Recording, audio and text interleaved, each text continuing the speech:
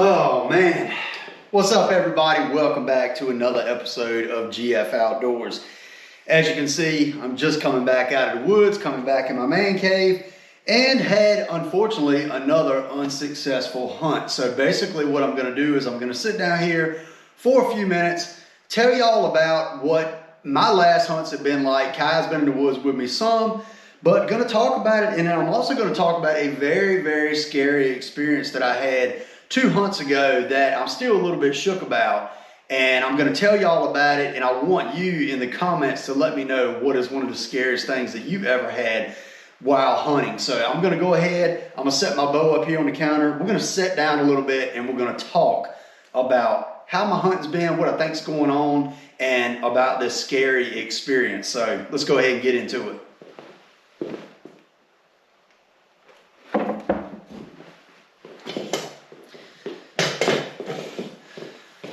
All right, so hunt 13, which was the hunt that I killed that doe.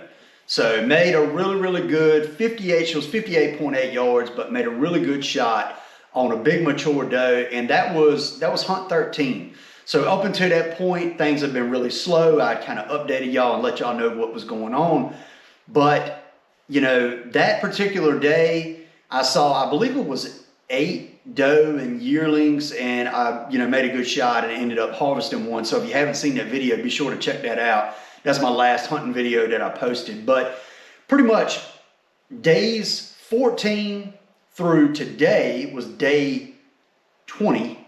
So 6 hunts since then, and I have seen 1 deer, which was a small buck, and he was way, way, way across the field. I wasn't able to get any footage of him, but he was 400 yards away. He was a long ways away. It was just a little small, looked like a 4-pointer or something through my binoculars, but been very, very slow. I've talked to some other hunters. They've been saying it's very slow as well.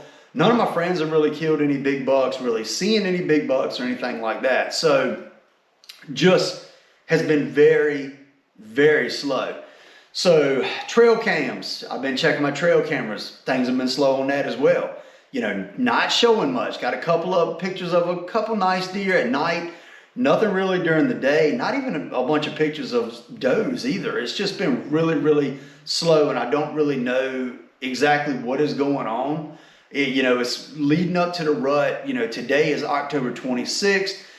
Things should really be starting to happen, and they're really not. So I'm kind of confused. I've done some rattling, I've done some grunting, and yesterday I did hear a deer behind me chasing. So that's the first that I've heard of any rut activity, or that I've heard myself. But I grunted, at him, nothing happened. Kai was back about 200 yards away from it. It went off her way. I was hoping she would see a deer, but she ended up not seeing anything. She saw 1 turkey yesterday. So we're really, really struggling in the seeing deer department. A lot of times when you hunt a bunch of times in a row and you don't see any deer, it makes it really tough on you. You kind of questioning, what are you doing? It's kind of like fishing. It's really a lot like fishing. You're questioning what you're doing wrong. Am I going to the wrong places? Is it just bad timing? Am I going to the wrong stands at the wrong time?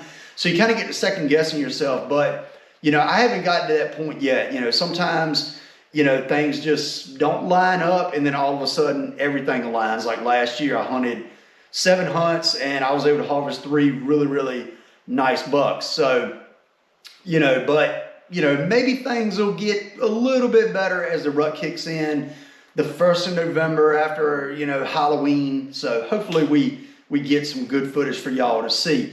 But I'm going to get into this very scary experience that I had, and it was actually 2 hunts ago. So I went over to my grandfather's farm, and that farm over there is pretty much completely clear cut.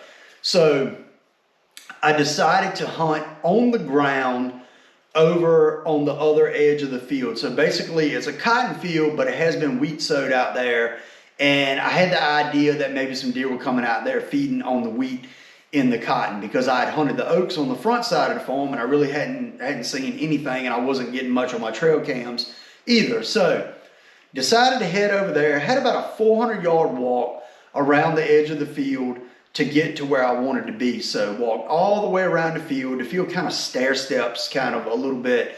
And I got set up on the ground. So set up, hunted till pretty much all the way to dark. Just a little bit, it was a little bit dusky, just a little bit light. And I decided, I hadn't seen anything, so I decided to go ahead, pack everything up, and walk on back to the truck. So it was just enough light where I didn't feel like I needed a headlamp or a flashlight to walk back around the field. So packed everything up, and I noticed when I was packing everything up that I heard something in the cutover. Now, mind you, this is about a 5-year-old cutover, and the pines in it are about 15 feet tall, somewhere in there. So heard something behind me move a little bit. So I thought, well, maybe it's a deer, it could be anything, but my mind, of course, is thinking it's a deer. So I get up, pack all my stuff up, and I start walking down the edge of the field between we got a path that goes along the cutover, but between the cutover and the edge of the field, it's about a 10-yard wide path. So I'm walking down the path, headed back towards the truck, and I haven't, walked maybe 20 yards, and I heard a stick pop in the cutover right beside me. So I kind of was like, okay, whatever, stick pop, no big deal. So keep, walking. I walk maybe another 20, 40 yards, maybe at the most, and stick pops beside me again. Sounds like maybe 15 yards or so in the cutover. So I'm kind of like, okay, something in my head, I'm thinking something might be following me along in the cutover, but probably not, So I break around the corner. I'm like, once I break around this corner, it'll, I won't hear it again. So break around the corner, walk a little bit, stick pops in the cutover beside me again. So then I'm thinking, I don't really like this, and last year, the last couple of years, I'd got in a good habit of carrying a sidearm with me, and I didn't have one with me on this particular hunt. So it was nothing but me and my bow. I don't even have a flashlight, but I don't want to stop walking to get my flashlight out. I'm like, I got to keep moving. So get to the next corner of the field, that stair steps again. So get to that, and I'm like, I break around this corner. I'm not going to hear it anymore. As soon as I break around the corner, a couple steps, stick pops again, really loud, right beside me. And at that point, my sixth sense is telling me something is following you in the cutover, following your sound, or following you. It can see you or whatever, and I can't see it. But I'm telling myself right then, be ready, because something is following me. And I'm on edge. I'm on edge. So take a couple more steps, walk maybe another 20 yards. It's maybe about 60 yards before I get to the next corner that's actually like a straightaway to start going back around the field. So a few more steps, stick pops again. Then I'm immediately telling myself, okay, it's following you. This, whatever it is, has not went away. It's tracking you. It's following you. You need to be prepared to make a break for it, or whatever you have to do. So I get to the corner of the field, which I'm walking this way, and you get to the corner, and then this is like a long straightaway, about a 200-yard straightaway that goes down to the next corner. Right as I'm getting to that corner, whatever it was in the cutover made a break for me. Literally, so you got 15-foot pines, thick as all get out, and then you got about a 5-yard strip of broom straw that's taller than I am. This, whatever it was, made a break for me out of the cutover. And I got like chill bumps right now thinking about it. But it made a break for me. And I immediately turned towards it, ran backwards, and started yelling as loud as I could. So I'm screaming, hey! I'm screaming as loud as I can. And I got my bow in my right hand, and I'm just kind of ready to do whatever I got to do, beat the crap out of it, whatever. I got my eyes locked. So it makes a break for me. I start yelling immediately as soon as it gets loud, and the broom straw is moving around. and it stops before it gets out of the cutover. So it stops right at the edge. I cannot see it. It's done got kind of dark at this point. You know, a little bit too dark to not be having a flashlight, I'll admit.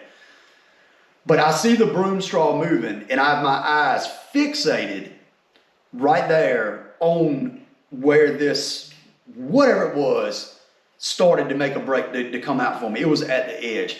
So I'm yelling, and whatever it was didn't leave. So I'm thinking if it was a deer, you know, it would run. You know, if you hunt, you walk in the woods, you're going to walk up on stuff. You walk along cutover, you know, deer's at the edge, it'll take off running. It'll scare the crap out of you, but you kind of, you know what it is. Well, this did not leave. This stayed there. So I start backing up into cotton and making as much noise as I can. Now, I don't know if some of y'all know, but cotton stalks dried out are very loud. So I'm backing through the cotton, just hitting the stalks, you know, trying to make all this ruckus to see if I can hear it run away. Well, it's not. It's there. So I back out of the, you know, away from it with my eyes directly on it, and I back through the cotton field, probably a good 80 to 100 yards. So then I start to work over to the edge of the cotton so I can get out of the cotton and quit making noise, and I can walk right along the cotton in the soft dirt and keep my, you know, eyes looking over my shoulder. So I'm able to back up, I get over, and the whole time back, now mind you, all this happened, and I still literally have 300 yards to walk before I get back to my vehicle. So I still have a long walk, and that's in the back of my head. You know, if this thing wants to get me, it can definitely get me, whatever it is. You know, I mean, I can run as fast as I can, but I'm going to have to turn and fight it. Like, that's what's in my mind. So I get over to the edge of the field, I turn, and I'm walking back at a very, very fast pace. And the whole time I'm looking over my shoulder. I'm taking hardly any steps without keeping my eyes over my shoulder. I'm listening. I'm on high alert. Finally, get back to my vehicle and got everything put in, you know, pretty quick. I'm not a very scary guy. It takes a lot to spook me, and this kind of shook me. I've hunted all my life. I'm 39. I've hunted all my life. I've never had anything like this happen. Whatever it was deliberately coming out of the cutover after me. I don't know if me yelling spooked it enough to where it stopped, if it got to where it could see me and it realized I was a little bit bigger than what it thought. I don't know if it was just tracking my sound. I don't know. But I got back to my Jeep. I put everything in it quickly, and I got in there and shut the doors. And I was just like, I mean, I just sat there for a minute, and it started it up, you know, cut the lights on. And I was like, holy crap, you know, what was that? What in the world was that would make a break for it to come out of the cutover, to make a charge at me, or, you know, whatever it was doing. But it spooked me pretty dang good. I'm not going to lie. I got home, I told my wife about it, and, you know, that night, that was a Monday night. Today's Wednesday. That was Monday night. I got about 2:30 in the morning, I got a picture of a bear on my trail cam. So I don't know if that's what it was. Whatever it was big. It made a lot of ruckus when it decided to make a break to come out of the cutover. So I don't know if it was that bear that I got a picture of, if it was, you know, we have coyotes around here. It sounded a little bit bigger than that. I'm not going to lie. It sounded very big.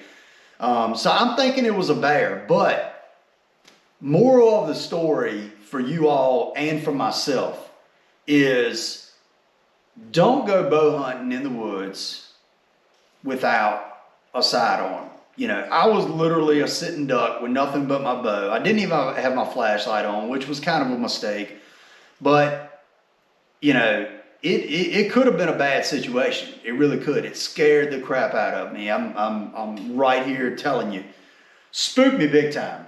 But I've hunted twice since then. Haven't seen anything.